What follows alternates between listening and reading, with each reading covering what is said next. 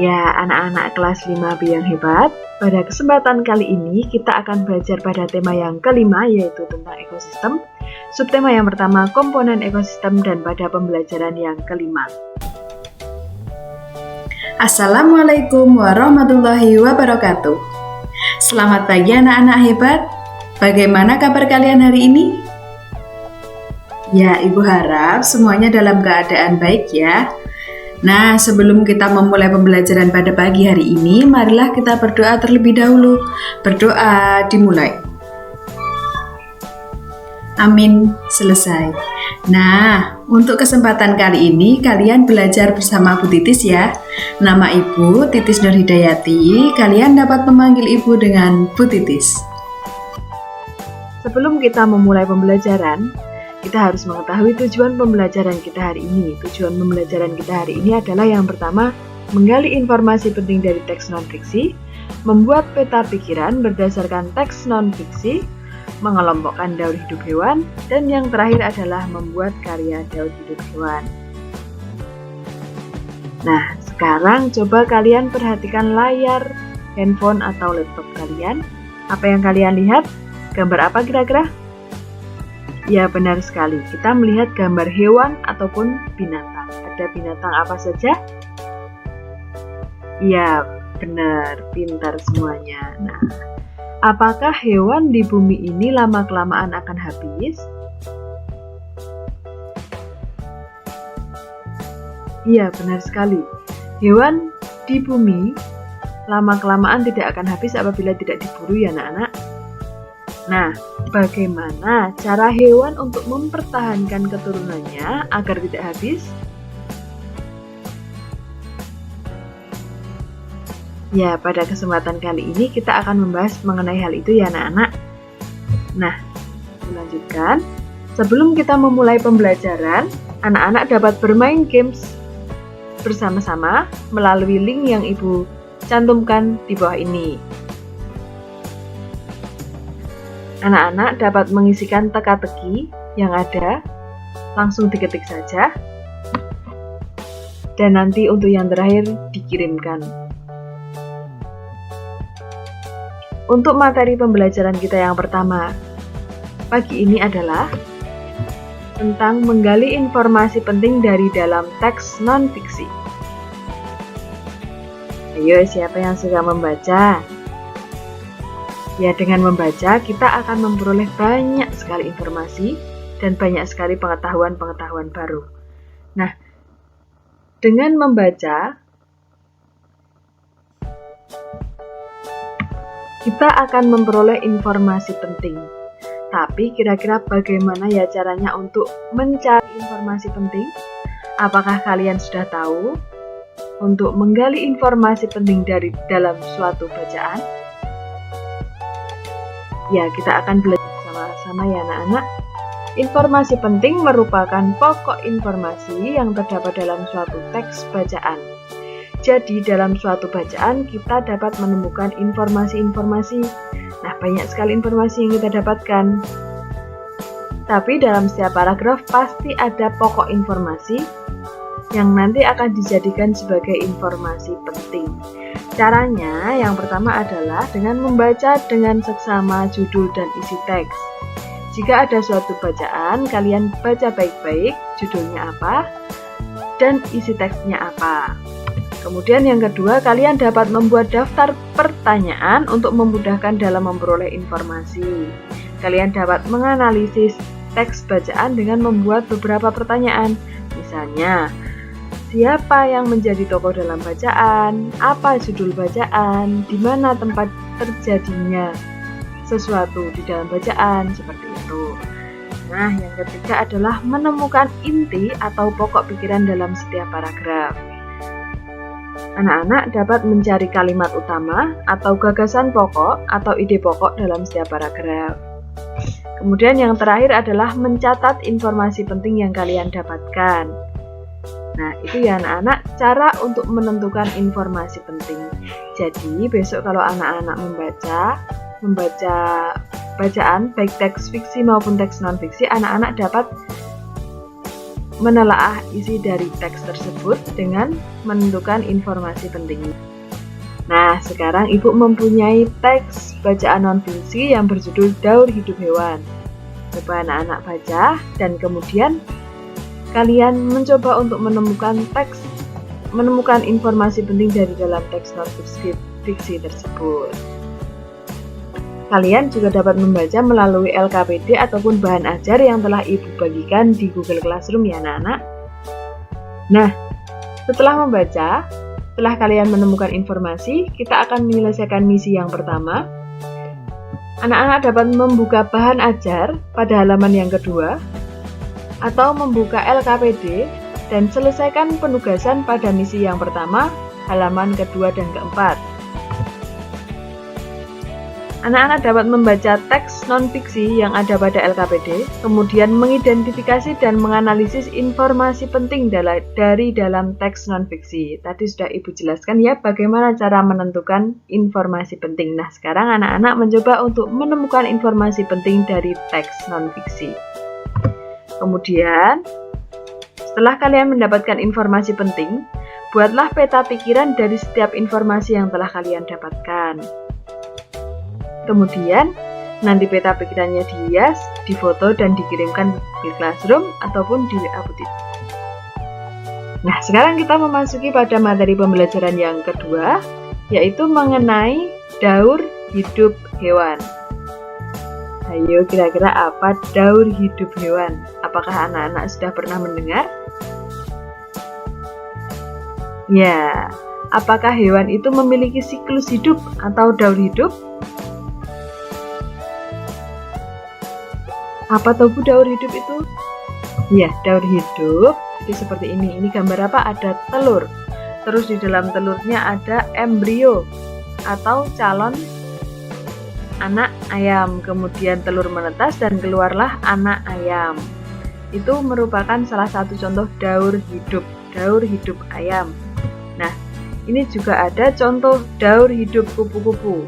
Kalau daur hidup kupu-kupu bentuknya berbeda-beda, ada telur bentuknya bulat, terus kemudian ulat, jadi enggak telur terus menetas menjadi kupu-kupu, tidak ya anak-anak, telur dan kemudian menetas menjadi ulat, ulat kemudian menjadi kepompong, menjadi kupu-kupu muda, dan menjadi kupu-kupu dewasa. Jadi kira-kira apa yang dimaksud dengan daur hidup? Ya, benar sekali. Daur hidup atau siklus hidup merupakan proses yang dialami makhluk hidup dalam tumbuh dan berkembang untuk mempertahankan kelangsungan hidupnya. Berdasarkan proses perubahan bentuknya, daur hidup dibagi menjadi dua, yaitu daur hidup dengan metamorfosis atau melalui metamorfosis dan daur hidup tanpa metamorfosis. Kira-kira apa ya bedanya dari daur hidup dengan metamorfosis dan daur hidup tanpa metamorfosis? Mari kita pelajari sama-sama. Yang pertama kita harus memahami tentang apa itu metamorfosis. Metamorfosis merupakan perubahan bentuk hewan secara bertahap setelah kelahiran atau penetasan hingga dewasa. Tadi dari gambar pertama yang kalian lihat, kalian sudah melihat yang berubah bentuknya dari mulai telur menetas hingga dewasa yang apa? Ya, ayo coba tebak apa ya anak-anak. Nah, metamorfosis itu hewan yang terlahir dengan bentuk yang berbeda dari induknya. Seperti contoh yang pertama tadi adalah nyamuk. Nyamuk akan bertelur dan telur menetas tidak menjadi nyamuk kecil tapi menjadi larva atau ulat. Nah, metamorfosis itu dibedakan menjadi dua, yaitu metamorfosis sempurna, hewan yang mengalami perubahan bentuk yang sangat berbeda, dan metamorfosis yang tidak sempurna atau hewan yang sangat mudah mirip dengan induknya akan tetapi ada beberapa bagian yang belum sempurna. Metamorfosis sempurna itu dibagi menjadi 4 tahapan, yaitu telur, larva, pupa, dan imago. Sedangkan untuk metamorfosis tidak sempurna itu dibagi menjadi 3 tahap, yaitu telur, nimfa, dan imago. Nimfa itu adalah bentuk lebih kecil dari induknya, tetapi ada beberapa bagian yang belum sempurna. Apakah kalian sudah bisa menemukan hewan yang termasuk ke dalam metamorfosis sempurna ataupun masuk ke dalam hewan metamorfosis tidak sempurna? Ya, coba disimpan dulu ya jawabannya. Nah, sekarang Ibu mau menjelaskan mengenai daur hidup tanpa metamorfosis. Tadi sudah yang melalui metamorfosis, yang sekarang daur hidup tanpa metamorfosis. Daur hidup tanpa metamorfosis itu merupakan daur hidup yang tidak mengalami perubahan bentuk atau siklus hidup hewan yang berkembang tanpa metamorfosis. Ini dapat terjadi pada hewan yang berkembang biak dengan cara bertelur, seperti unggas, maupun yang berkembang biak dengan cara melahirkan. Dari gambar yang Ibu tampilkan pertama tadi, pada ayam akan bertelur dan kemudian setelah telur itu menetas akan menjadi ayam kecil yang bagian tubuhnya semuanya sudah sama dengan bagian tubuh induknya. Nah, itu yang dimaksud dengan daur hidup tanpa metamorfosis. Berikut merupakan contoh hewan-hewan yang mengalami daur hidup tanpa metamorfosis. Ini ada hewan ovipar. Ovipar itu apa? Ayo, udah dipelajarikan pada pembelajaran sebelumnya. Ovipar merupakan hewan yang bertelur.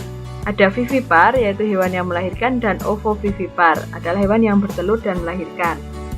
Nah, itu adalah ada kura-kura, ada ayam, ada ikan, ada burung, ular, kadal, hiu, kucing, sapi. Nah, itu merupakan contoh dari daur hidup tanpa mengalami metamorfosis. Nah, kita akan kembali lagi kepada metamorfosis sempurna. Contohnya adalah kupu-kupu. Kupu-kupu akan bertelur dan telur akan menetas menjadi ulat atau larva, bukan kupu-kupu muda.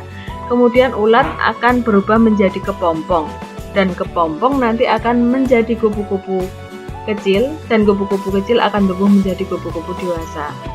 Nah, pada tahapan metamorfosis sempurna kupu-kupu, tahapan atau fase yang paling merugikan adalah pada fase ulat atau larva. Dikarenakan pada fase ulat atau larva itu, ulat akan banyak sekali memakan daun dan akan merusak tumbuhan.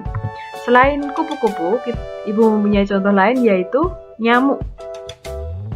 Nyamuk dewasa akan bertelur,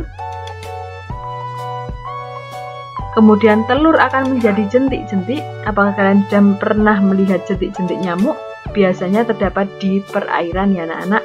Kemudian setelah jentik-jentik akan berubah menjadi pupa atau kepompong.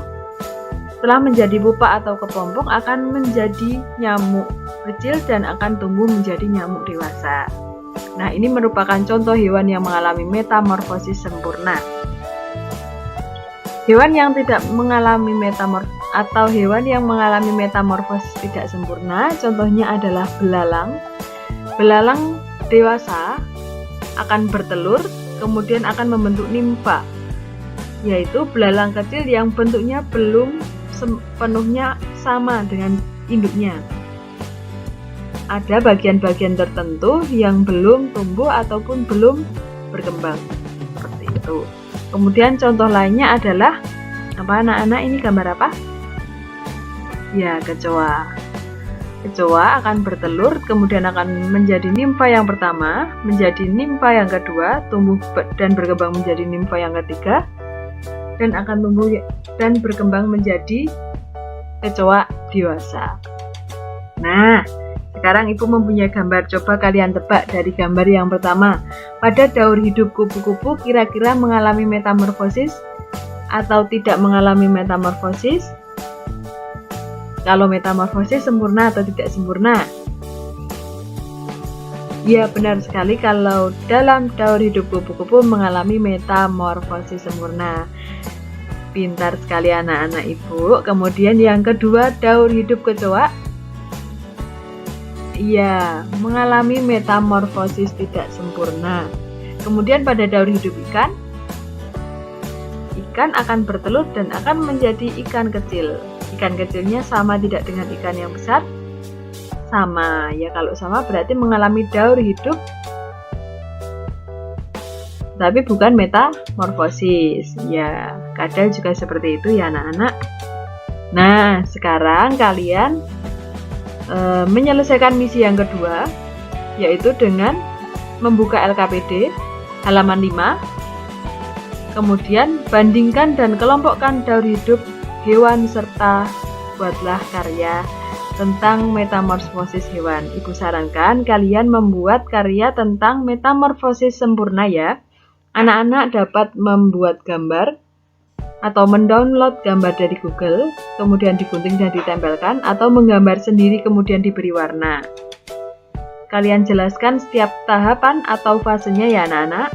Nanti setelah itu kalian dapat foto bersama dengan anak-anak, dipegang, atau anak-anak dapat memvideokan untuk menjelaskan setiap tahapannya itu. Nah, setelah kita selesai pembelajaran ini, anak-anak nanti membuka WA Group atau Classroom, kemudian klik link evaluasi yang diberikan ya. Langsung dikerjakan untuk evaluasinya, langsung di Google Form-nya, atau jika anak-anak mengalami kesulitan dapat di buku tulis kemudian dikirimkan ke WA Bu Titis, ataupun di Google Form nanti ditulisin dengan subjek evaluasi seperti itu. Nah, sekarang apa saja yang sudah kalian pelajari hari ini? Banyak sekali ya. Tadi sudah mempelajari tentang bagaimana menemukan informasi penting dan belajar tentang daur hidup hewan khususnya. Apakah materi ini kalian sukai? Apakah materi yang kalian sukai pada pembelajaran hari ini? Ya, Ibu harap semua materi yang sudah kalian pelajari hari ini kalian pahami dan kalian senangi ya nak.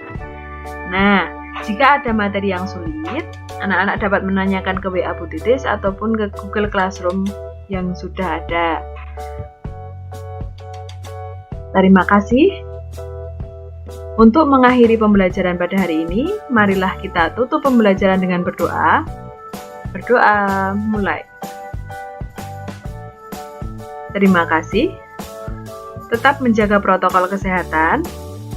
Jangan lupa ucapkan terima kasih kepada orang tua yang telah membimbing kalian. Sekian dari Ibu, banyak kesalahan mohon maaf. Wassalamualaikum warahmatullahi wabarakatuh.